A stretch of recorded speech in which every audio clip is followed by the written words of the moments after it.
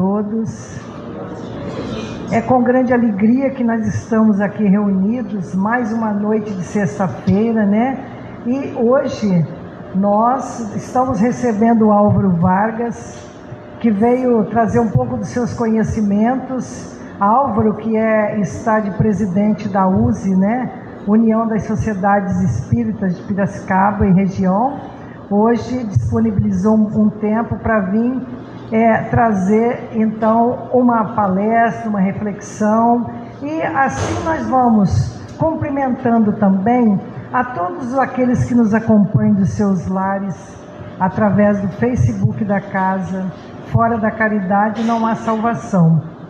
Que nesses instantes de agradecimento por estarmos aqui, para ouvirmos de Jesus, sentirmos a presença do Mestre amado em nossos corações, nós vamos aproveitando, agradecendo ao Criador e também a esse Mestre querido, agradecendo a espiritualidade amiga que cuida com muito carinho deste ambiente, para que quando nós sairmos daqui, levar assim a energia salutar tão importante para o nosso caminhar, para enfrentar os desafios do dia a dia.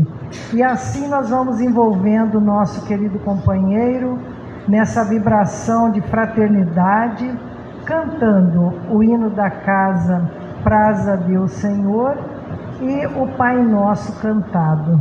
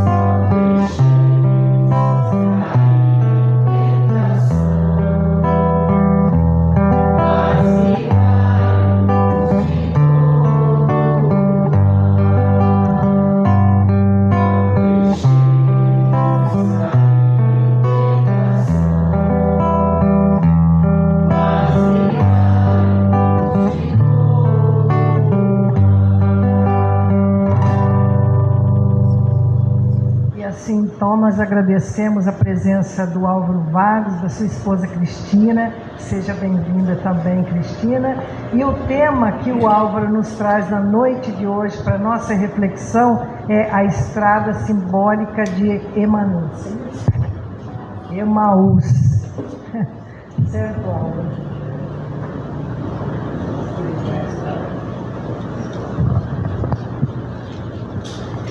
Que a paz, a serenidade e a harmonia continue conosco nesse breve momento de reflexão. Esse tema também, nós já conversamos na rádio, né, Marina? Um tempo atrás, e nós então modelamos para uma palestra, porque vale a pena refletir. Mas antes de abordar propriamente o tema, aqueles que não adquiriram essas obras estão aí, disponíveis. Tem o segundo livro que nós lançamos, que pode ser adquirido na livraria da USP, ali na esquina da Ofélia José Caetano, com a voluntária de Piracicaba. Mas eu tenho alguns exemplares comigo, se alguém quiser pegar aqui também, fique à vontade. Os direitos autorais foram doados para a editora e eu peguei esse livro lá na livraria da USP, emprestado para oferecer, e custa R$35. Emmanuel nos traz o seguinte: os acontecimentos ocorridos na estrada de Emaús não se resumem a mais uma aparição do Cristo após a sua crucificação. Tem um sentido simbólico, porque foi um momento de desespero, de tristeza, de amargura que os discípulos estavam atravessando depois da tragédia do Calvário. E houve uma dispersão dos discípulos, e 2 deles então na estrada para Emaús, muito tristes, do cabisbaixo, e surge o Cristo ao lado deles, como a mostrar que nos momentos de dificuldade Jesus sempre está ao nosso lado. Por isso o sentido simbólico. Nós vamos fazer uma reflexão tirando algumas citações do Novo Testamento, que está muito bem descrito esse evento pelos evangelistas, e vale a pena recordar. Perdão. Então a gente sabe que nesses 2000 anos de cristianismo, o homem ainda não absorveu como deveria a mensagem de Jesus. Basta ver no século passado, século XX, 2 grandes guerras, Primeira e Segunda Guerra Mundial, num intervalo muito curto, onde mais de 100 milhões de pessoas perderam a vida. A Europa foi destruída, parte da Ásia também. A explosão de 2 bombas nucleares. E por todo esse esforço de Jesus, ainda assim, nós continuamos com muita violência, mas o nosso coração ainda é muito endurecido. Pensa alguém que pode jogar uma bomba que mata 50, 100 mil pessoas, é uma tragédia. Não dá para entender que depois de tantos séculos, os missionários trazendo a mensagem reveladora, a boa nova do Cristo, ainda possamos persistir nos mesmos erros. E os mentores espirituais, inclusive, que não estamos sabendo escolher o nosso destino, o caminho certo. Há milênios, diz o mentor Eusébio, em uma das obras de André Luiz, psicografado por Chico, há milênios o homem anda em círculos no aspecto da evolução espiritual. Evolui no aspecto intelectual, mas no aspecto espiritual anda em círculos, está com o coração enrijecido. E grande parte da humanidade presa como fosse um verdadeiro labirinto, perdido no aspecto da sua espiritualidade. Mas vamos voltar aqui ao tempo, já na época de Jesus. A gente sabe que o Mestre fez inúmeras curas. Ele não só exemplificou a caridade, que não existia ainda, não era uma coisa comum a caridade, Jesus implementou isso, mas também nos levou um ensinamento capaz de libertar-nos das nossas mazelas morais. Entretanto, o status quo, os fariseus, os rabinos do templo não queriam Jesus, porque representavam um risco para o seu poder. E durante os 3 anos de mecenato, buscavam pegá-lo em várias armadilhas para prendê-lo e dar cabo dele, até que conseguiram realmente. Já na época da Páscoa, como nós sabemos, ele foi aprisionado numa quinta-feira à noite, E foi um julgamento sumário, já na sexta-feira pela manhã já foi julgado e já foi perto do meio-dia martirizado. Eles queriam se livrar de Jesus de qualquer maneira. Então, recordando os eventos, em abril do ano 33, naquela sexta-feira, perto do meio-dia, Jesus é martirizado. No final da tarde, 4 horas depois, ele já tinha falecido. E José de Arimateia e Nicodemos levam então Jesus, corpo físico, para ser colocado numa gruta. Era uma sepultura, mas uma gruta. Essa gruta vai ser selada. Mas qual foi a atitude dos rabinos após o martírio de Jesus? Eles temiam Jesus. Temiam Jesus até depois de morto. Então eles vão procurar Pôncio Pilatos, que estava ali representando o Império Romano. Então no sábado, um grupo de sacerdotes e fariseus procuram Pilatos e solicitam a guarda para vigiar o sepulcro, porque a profecia dizia, e Jesus disse isso, que ele voltaria no terceiro dia, como de fato aconteceu. Então olha o que diz os rabinos: lembremos-nos de que aquele enganador, vivendo ainda, disse: depois de 3 dias ressuscitarei. Manda, pois, que o sepulcro seja guardado com segurança até o terceiro dia. Não se dê o caso que seus discípulos vão de noite e o furtem, e digam ao povo que ressuscitou dentre os mortos. Então a pessoa tem a tendência a analisar os outros por si próprio, né? Os rabinos eram indivíduos inteligentes, esses doutores da lei, mas sem nenhum escrúpulo. Então imaginavam que os apóstolos iam fazer uma coisa dessa, enganar o povo. Nunca que os apóstolos iam fazer isso, até porque eles estavam abalados pelo evento, pela violência do evento, a forma como foi feita, como pegaram Jesus, chicotearam, carregar o traje da cruz. Então estava todo mundo muito estressado. Eles jamais iriam fazer uma coisa dessa. Conforme está no Evangelho de Mateus, Pilatos ordenou que a pedra do sepulcro fosse selada, uma guarda de permanecesse ininterruptamente. Então não tinha como ninguém mexer nessa gruta. Estava selada e com guarda, vigiando essa sepultura. Mas no terceiro dia, nós temos pela manhã um grupo de mulheres, Maria de Magdala, Joana de Cusa, Maria Marco. Elas vão até a sepultura e encontram a sepultura aberta e o corpo de Jesus tinha desaparecido. Elas chamam Pedro vai lá realmente verificar que o mestre tinha desaparecido.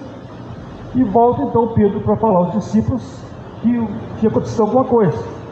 Mas Maria de Magdala fica naquele recinto, triste, orando, quando então Jesus surge para ela.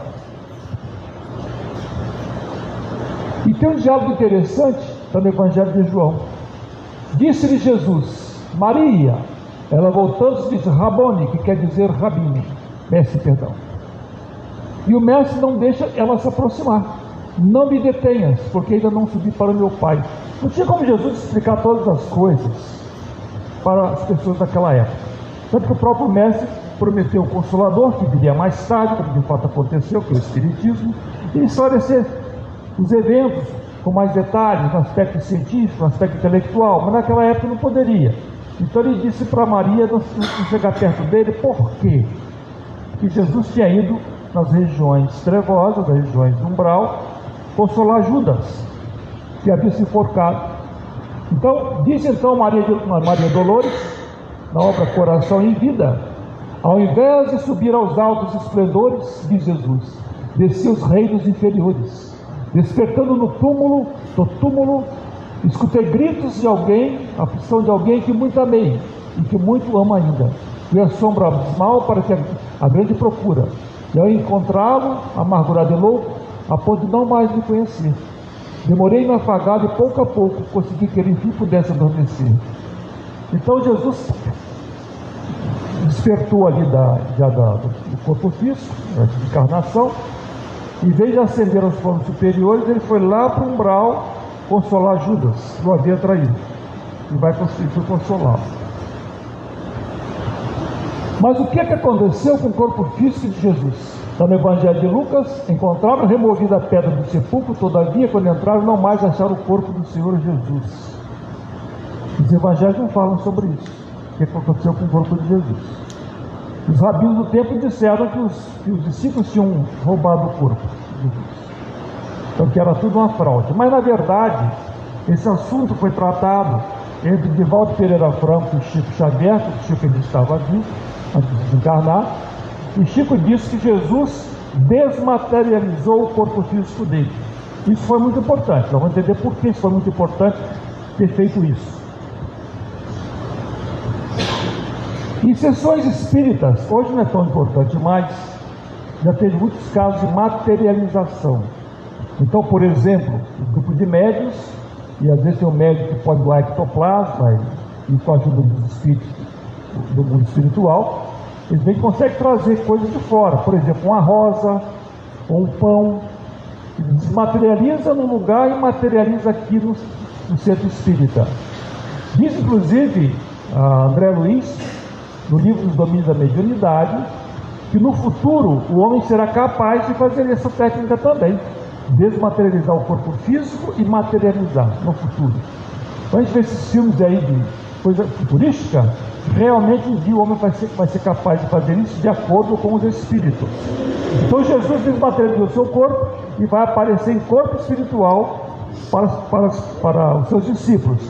Então a ressurreição, na verdade, é simplesmente o surgimento do mestre materializado, usando energias dos discípulos que tinham para a mediunidade, ou então apareceu em quadro de evidência para quem fosse médio evidente. E Maria de Magdala, então, radiante, ela vai encontrar os discípulos e dizer: eu vi Jesus, alegre, feliz, o Rabone estava vivo, conforme havia predito. Mas o que aconteceu com os discípulos do mestre? Não lhe deram crédito. Quem é ela? Quem para acreditar em Jesus? Logo ela. Porque Maria de Magdala, ela tinha uma vida, antes de ser aceitar o Cristo, ela tinha uma vida dissoluta. Era uma mulher que tinha destruído muitos lares, uma mulher muito bonita, sedutora, mas ela mudou de vida, deixou o passado. A nova Maria de Magdala era uma mulher cristã, seguindo realmente fielmente o Cristo. Mas os preconceitos de hoje, imagina naquela época, ela considerava a mulher impura, e diziam, não, que tinha que ver Jesus ressuscitado era Maria de Nazaré, a mãe dele, ou então Pedro, que Jesus ficou quase 3 anos morando na casa de Pedro, em Cafarnaum. Então não deram crédito a Maria de Magdala, exceto uma pessoa, justamente a mãe de Jesus, Maria de Nazaré. Ela acreditou em Maria de Magdala, os demais discípulos não. Então estava todo mundo muito triste, abatido com o que tinha acontecido, e não deram crédito a Maria de Magdala. Jesus não ressuscitou. Aqui a gente vai fazer uma análise como é que é o paradoxo humano, como é que o homem não se entende. Naquela quinta-feira que Jesus foi preso, Pedro, para defender Jesus, sacou de uma espada e tentou defender Jesus a ferro e fogo. Inclusive ele corta a orelha de Malco, que era um servo do grande templo judaico, que estava conduzindo toda aquela caravana para prender Jesus. Malco fica sem orelha. Jesus vai colocar a mão com sua energia para a hemorragia em Malco e diz para Pedro sobre a lei de ação e reação: Pedro, guarda a espada, por todos que empunham a espada morrerão pela espada. Está aí muito claro a lei de causa e efeito. Pedro havia feito isso para defender Jesus. Mas naquela noite ainda, quando Jesus está preso, Jesus havia alertado a ele que antes que o galo cantasse, Pedro iria negá-lo 3 vezes, como de fato aconteceu. Quando o galo canta pela 3ª vez, já quase amanhecendo, Pedro então se lembra que Jesus tinha predito que ele iria negar Jesus. Pedro fica arrasado, porque ele era muito rígido com as pessoas, na condenação.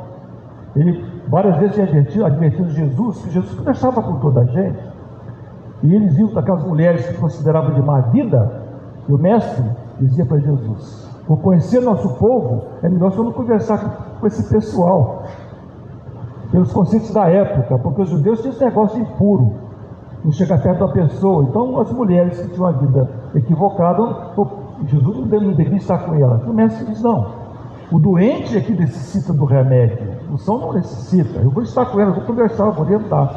Pois então, nessa rigidez que Pedro então analisou, ficou muito triste com o seu comportamento, mas ele se lembra também que durante o dia Jesus havia dito para ele uma frase muito importante, e vai repeti-la quando, em corpo espiritual, sai da prisão e vai encontrar com Pedro choroso, e diz: Pedro, o homem do mundo é mais fraco do que perverso. Olha que interessante.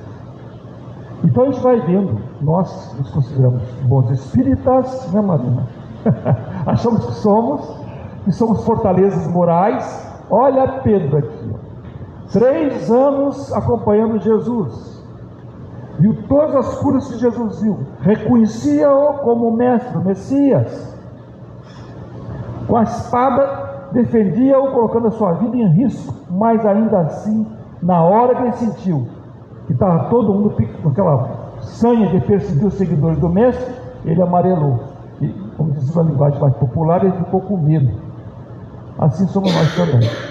Nós não somos tão fortes como imaginamos que somos, mas podemos construir uma fortaleza moral, desde que possamos dia a dia nos conhecer nossas limitações e buscar superá-las. Por isso, 500 anos antes de Cristo, Sócrates já dizia: conhece-te a ti mesmo. No templo erigido a deus Apolo, na cidade de Delfos, tinha essa frase: homem, conhece a ti mesmo. O Espiritismo fala muito sobre isso: o autoconhecimento, o autoesclarecimento e a autorreforma. Nós temos que aprender a nos conhecer nossas limitações e buscar se reformar moralmente, o que é muito difícil, mas pode ser feito, porque nós temos inclinações, hábitos cristalizados há séculos, que não é muito fácil mudar o nosso comportamento. Você vê que os discípulos ficaram com Jesus 3 anos, quando o mestre foi preso, sumiu todo mundo, fugiram, Pedro negou. O que ficou foi João, o mais novo, lá com a mãe de Jesus, Maria de Nazaré e Joana de Cusa, aos pés da cruz, o João consolando a Maria de Nazaré, a ponto do Cristo colocá-la como seria o guardião de Maria de Nazaré. Foi a tarefa que ele fez até que Maria de Nazaré desencarnasse. Então Pedro estava arrasado e não acreditou em Maria de Magdala. Então naquela tarde do domingo, triste, que Jesus não tinha surgido, ele vai lá para Betânia. Betânia é um povoadozinho, na época um povoado, 3 quilômetros de distância de Jerusalém, na cercania de Jerusalém. E lá morava uma família muito amiga de Jesus, né? Lázaro, Marta e Maria. Jesus, quando ia em Jerusalém, ele ficava hospedado à noite na casa de Lázaro. Então Pedro foi para lá, choroso, triste, encontra com Lázaro, conversa com Marta e Maria, e naquele momento eles começam a fazer uma prece, uma oração. Pedro, triste que tinha negado, pedindo perdão, e aquela oração toda, e nesse momento Jesus se materializa ali naquela sala, na casa de Lázaro, e diz para Pedro: Maria de Magdala teve a prioridade de minha presença depois do Calvário, porque ela escolheu a melhor parte do meu reino, a de abrir o seu coração sensível ao amor, aquele amor que eu vos ensinei a todos. Realmente, Maria de Magdala é o maior exemplo de transformação moral da cristandade. Ela saiu da lama para a luz, diferente, por exemplo, do apóstolo Paulo. Era Saulo, perseguidor, mas Saulo era casto, e ele estava perseguindo por zelo ao judaísmo, não é por interesses mercenários, é por fanatismo religioso, mas ele era uma pessoa. Então Paulo se transforma também, mas a transformação de Maria de Magdala foi a mais significativa, e aqui Jesus reconhece, então ela teve o privilégio de ver Jesus. Ela sentiu a fé que eu irradiava e passou a viver essa fé. Ela confiou nas minhas palavras, entregou todo o seu ser ao exercício da caridade, sem reclamar, sem exigir, desconhecendo blasfêmias. Se tu, Pedro, pretendes viver em Maria, somente o passado nele ficará preso. Então você vai vendo como é que Jesus ou os espíritos superiores nos analisam. Por que a gente vai chegar no mundo espiritual e não tem ninguém nos condenando? Não tem. Porque os nossos problemas, os nossos erros são nossos. É a nossa responsabilidade resolver esses problemas. O que interessa hoje, nesse momento, é a minha disposição mental agora. O que eu quero ser, o que eu quero fazer. E Maria Magdala já era outra pessoa. E os espíritos superiores não estão preocupados com o nosso passado dessa encarnação, porque eles vão olhar várias encarnações nossas. Não adianta a pessoa falar, eu sou Cássio dessa encarnação, mas e as outras encarnações? 500 anos, 1000 anos, 2000 anos atrás, o que nós estávamos fazendo? Então, se Maria de Magdala errou naquela encarnação, e os discípulos de Jesus nas outras encarnações? Também erraram. Todos tinham karma para saldar. Um karma grande, todos eles, sem exceção. Pedro, todos eles tinham karma. O apóstolo Paulo também. Então Jesus estava vendo que Maria de Magdala tinha mudado. Ela assumiu a disposição de seguir Jesus ao ponto de ser criticada, ser repudiada. Os apóstolos a discriminavam. Tanto que depois do Calvário, os apóstolos vão seguindo os seus grupos e deixam ela de fora. Maria de Magdala quis juntar a Pedro e tudo, não. Ela é muito bonita, tinha um passado. Bom, melhor não, Maria, segue seu caminho, fica aqui perto de mim não. Então, ela ficou sozinha. Então ela vai levar o Evangelho de Jesus no Vale dos Leprosos. Só lá ela foi aceita, sem discriminação. Os leprosos a aceitaram. E ela então, durante 30 anos, vai trabalhar no Vale dos Leprosos, e ela vai conseguir se redimir do seu passado.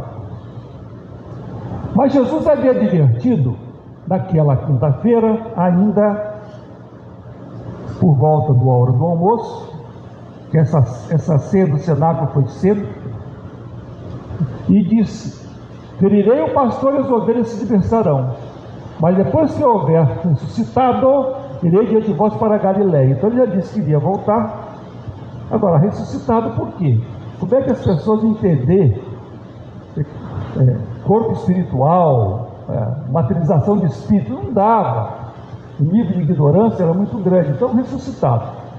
E mais tarde viria as explicações que o próprio Consolador nos trouxe, que é o Espiritismo. Não vos deixarei órfãos, voltarei para vós ainda um pouco, e o mundo não me verá mais, mas vós me vereis, porque eu vivo e vós vivereis. Então Jesus vai orientando e dando as diretrizes. Ainda assim, quando ele é crucificado, fica todo mundo abatido e desolado pelo sacrifício do Mestre. Então, como é que estava o clima entre os apóstolos depois da crucificação? Judas havia se enforcado, não aguentou naquela sexta-feira, já se enforcou. Pedro havia negado. Havia uma perseguição muito grande, a disposição dos doutores da lei acabar com esse movimento cristão, perseguir todos os cristãos. Então estavam apavorados. Então cada um buscou seu caminho. E dois dos discípulos, Judas Tadeu e Cleófas, eles vão lá para Emaús, é um povoadozinho, e de Emaús eles iam partir para outro lugar mais longe, eles iam fugir lá da Judéia. E nesse caminho eles vão reclamando da vida, reclamando das coisas que tinham acontecido, quando de repente surge no meio deles, se eles perceberem, um desconhecido e começa a conversar com eles. Pergunta: por que vocês estão tão tristes? Estão abatidos? Você é um forasteiro, não sabe o que aconteceu em Jerusalém? E fala de Jesus, um justo que havia sido perseguido pelos rabinos e martirizado.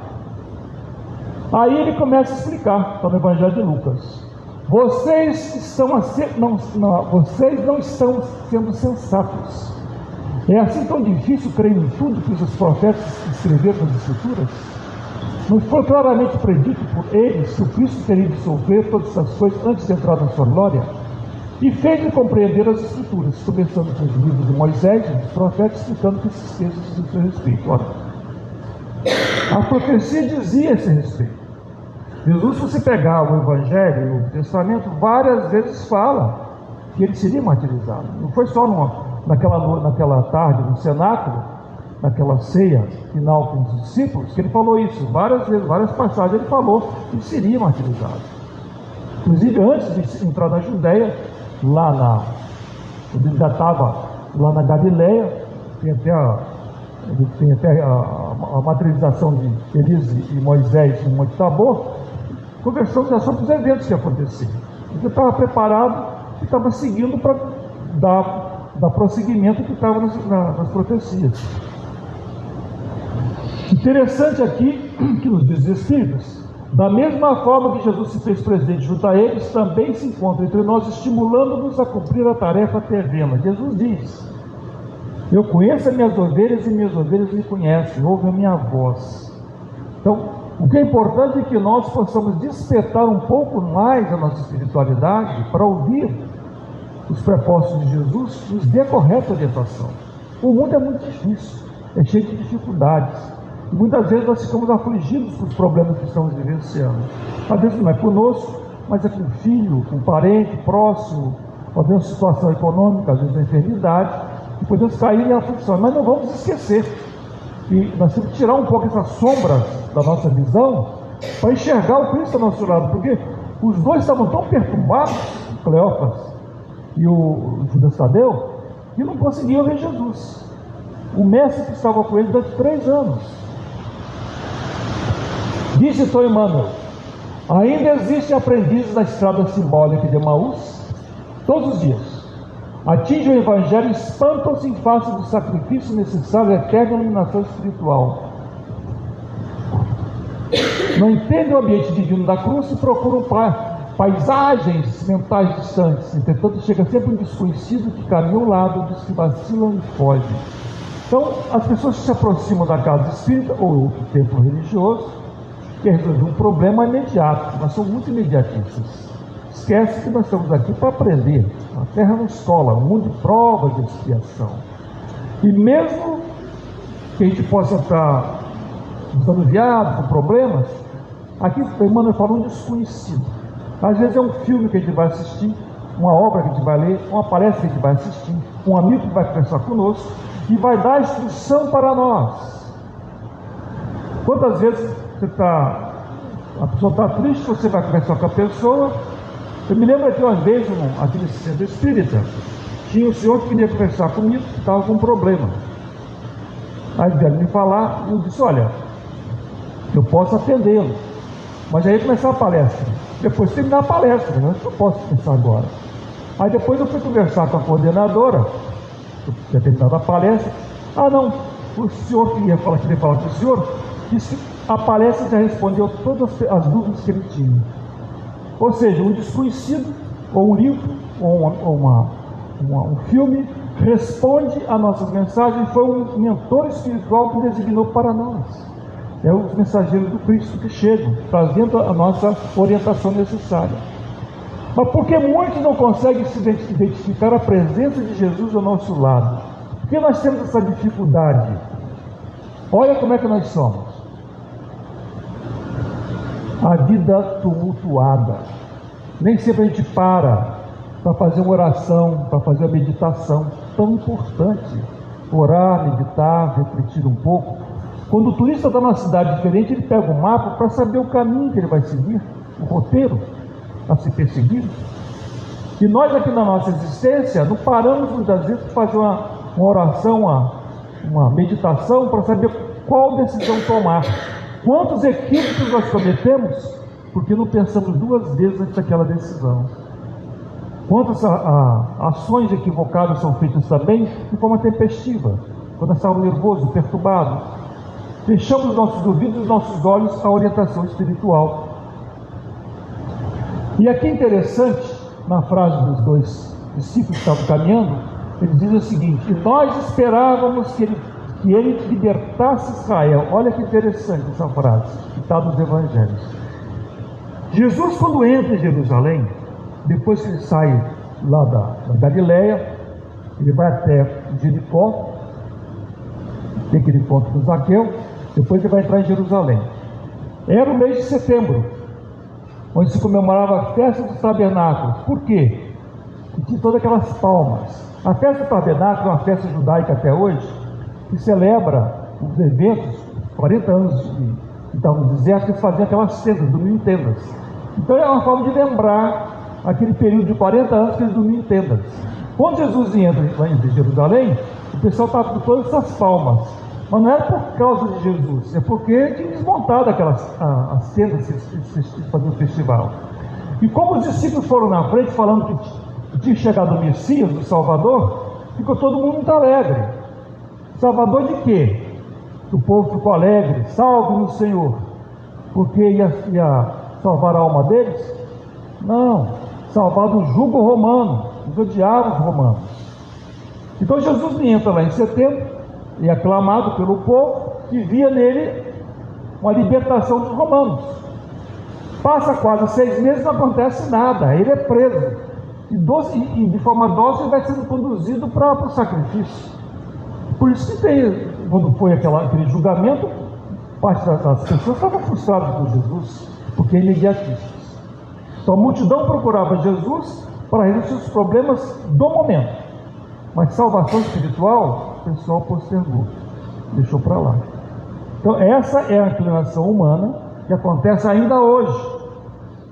Quantas vezes eu conversei com pessoas, com a senhora que era médium, mas abandonou a mediunidade dela. E eu falava, mas a senhora não pode fazer isso.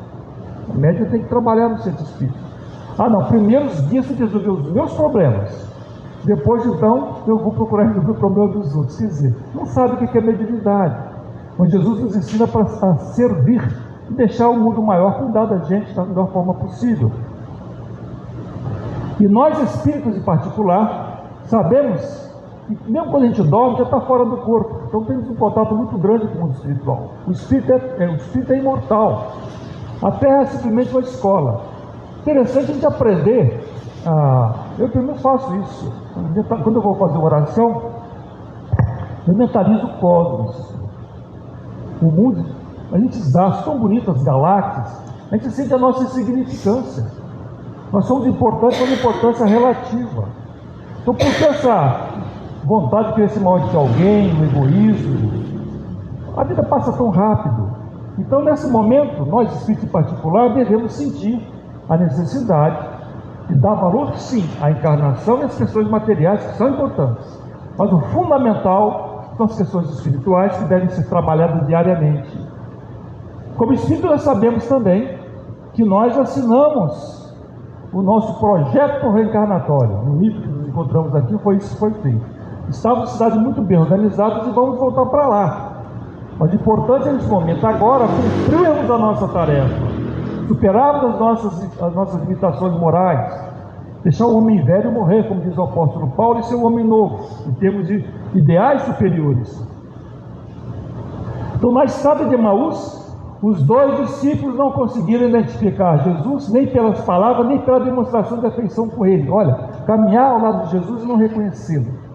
Como é que a pessoa pode ficar perturbada nesse nível? E muitas vezes nós ficamos também. Interessante que Jesus chega junto com eles perto do povoado e ia seguir um caminho. E eles convidam o estranho, que é reconhecido Jesus ainda, para ficar com eles. E fazem um convite. Então nós que frequentamos o centro espírita, que nós estudamos, nós temos não só conhecer o espiritismo, mas convidar Jesus para a nossa presença, frequentemente. O mestre está sempre conosco, atendendo o nosso convite.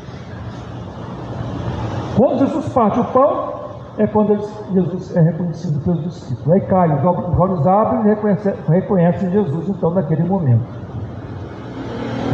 Diz Emmanuel: com papos multidões de candidatos à fé se afastam do serviço divino por não atingirem, depois de certa expectação, as vantagens que aguardavam no imediatismo da luta humana.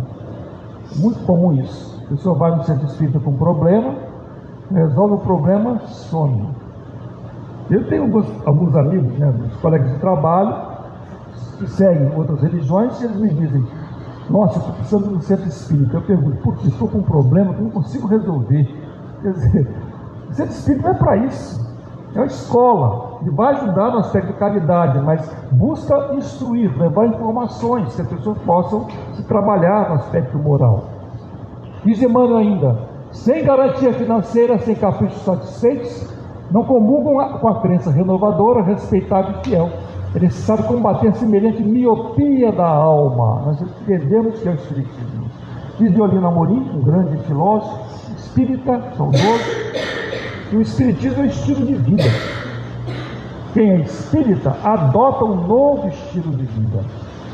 Ele tenta viver como cristão moderno nos dias de hoje. Ele é do mundo, mas se preserva, se mantém numa linha reta, de acordo com seus conceitos morais que ele aprendeu. Então nós sabemos que aqui na Terra, a nossa caminhada, a gente gostaria até que fosse uma estradinha bem pavimentada, cheia de flores, mas não é assim. É uma estrada cheia de pedras. E para passar nessa estrada, Jesus fala da porta estreita, que é o caminho da virtude, o caminho difícil. Porque ser bom entre os bons é relativamente fácil, mas ser bom numa sociedade onde é dominada pela maldade, onde predomina a maldade, é uma grande prova, um grande teste que nós estamos vivenciando. E é possível, desde que eu consiga seguir a orientação de Jesus, orar e vigiar. Por que os dois discípulos de Jesus não reconheceram o mestre? Vamos fazer um pouco de advogado deles, tentar amenizar um pouco o Judas Tadeu e Cleópas. O rosto de Jesus estava parcialmente coberto. E Jesus era um judeu, seguidor fiel à Torá. O judeu fiel à Torá, ele sempre anda com a cabeça coberta. Ele não anda com a cabeça destapada. Você vê que hoje o judeu tem um kipá, aquele bonezinho que põe na cabeça, né? Redondinho. Caminhava ao lado deles. Então Jesus não estava de frente deles, estava do lado. Então não dava para ver direito. E estava também no final de tarde, um pouco luminosidade. Então estou de advogado dos dois, tá? Mas os dois discípulos estavam em estado de perturbação. Por toda a orientação de Jesus, conversando com eles, e ainda assim eles não conseguiram manter a serenidade necessária. Nesses mais de 40 anos do movimento espírita, eu tenho visto muita gente que eu achava fortaleza moral despencar. Então é uma forma de nós analisarmos isso, pensar também, gente, eu tenho que buscar me conhecer e me fortalecer. Porque se vier uma tempestade aí, será que essa casa está sobre a rocha ou está sobre a areia?